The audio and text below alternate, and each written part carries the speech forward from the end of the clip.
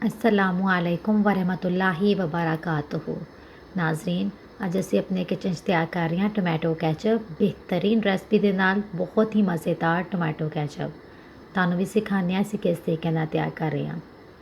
ਸਭ ਤੋਂ ਪਹਿਲੇ ਇੱਕ ਬਰਤਨ ਦੇ ਵਿੱਚ ਅਸੀਂ 2 ਕਿਲੋ ਟਮਾਟਰ ਸਾਫ਼ ਸੁਥਰੇ ਕਰਕੇ ਇਸ ਤਰੀਕੇ ਨਾਲ ਕੱਟ ਲਏ ਨੇ, ਇਹ ਸ਼ਾਮਿਲ ਕਰ ਰਹੇ ਹਾਂ। ਉਹਦੇ ਬਾਅਦ ਇੱਕ ਦਰਮਿਆਨੇ ਸਾਈਜ਼ ਦਾ ਪਿਆਜ਼ ਸ਼ਾਮਿਲ ਕਰਾਂਗੇ, ਇੱਕ ਜਵਾ ਲਸਣ ਦਾ ਸ਼ਾਮਿਲ ਕਰਾਂਗੇ, 3 ਲੌਂਗ ਸ਼ਾਮਿਲ ਕਰਾਂਗੇ, थोड़ी जी इलायची, एक टुकड़ा अदरक का शामिल करांगे।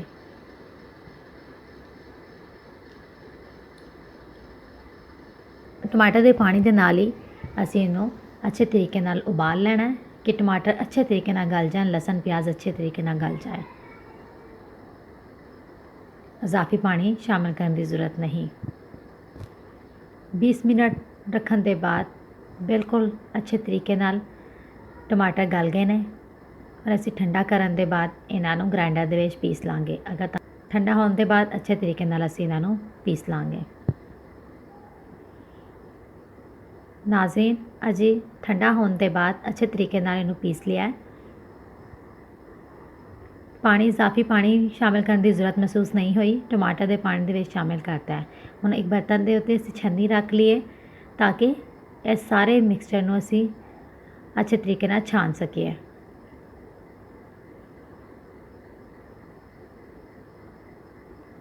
अगर टमाटर का मिक्सचर ज़्यादा गाढ़ा तुहानूं लगे तो तुसीं थोड़ा जिहा पानी इस्तेमाल करके इनू छान सकते हो। छानना लाजमी है।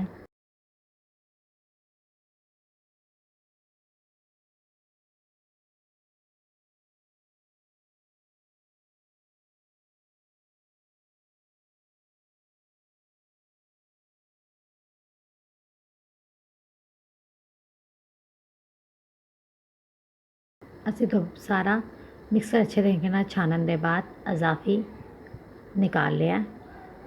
इजाफी बीज ते छिलके वगैरह जो सी वो असी निकाल लेने, और इस्तेमाल नहीं करांगे।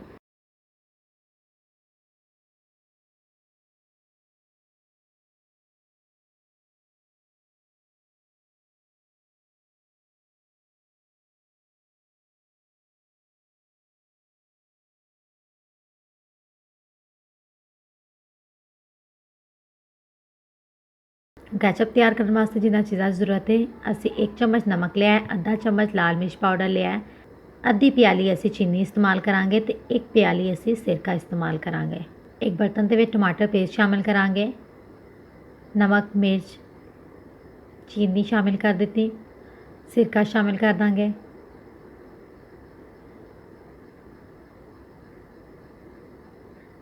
अच्छे तरीके नाल मिक्स करने के बाद असी 20 मिनट वास्ते इनू पका लांगे। थोड़ा जिहा पकन के बाद असी एक दफ़ा इनू चैक कर लांगे। अगर किसी चीज़ की कमी पेशी लगी तो असी और शामिल कर लांगे। नमक मिर्च चीनी किसी भी चीज़ की सानू कमी पेशी लगी असी शामिल कर लांगे। सानू ज़रूरत महसूस हुई सी चीनी की, क्योंकि टमाटर की मिठास भी रखते हैं तो चीनी की महसूस हुई सी ज़रूरत, तो असी चीनी थोड़ी जी होर शामिल कर ली। नाज़रीन, कैचअप जो गाढ़ा होना लग जाए, शोर मचाना शुरू कर दे, बहुत ज़्यादा पटाख पटाख दियाँ पटाखियाँ दी आवाज़ां निकलन लग जान, उसका मतलब है कैचअप बिल्कुल तैयार हो गया। कैचअप ने बहुत शोर मचाना शुरू कर दिता है तो असी एक दफ़ा चैक कर लेना कि कैचअप वाकई तैयार हो गया। असी एक साफ प्लेट ली है, और थोड़ा जिहा कैचअप लिया, प्लेट नूं सीधा किया तो कैचअप ने नसना शुरू करता, दौड़ लाती है। यदा मतलब है कैचअप नूं असी थोड़ा जिहा होर पका लीए। 5 मिनट दोबारा पकाने के बाद असी दोबारा इनू चैक करांगे।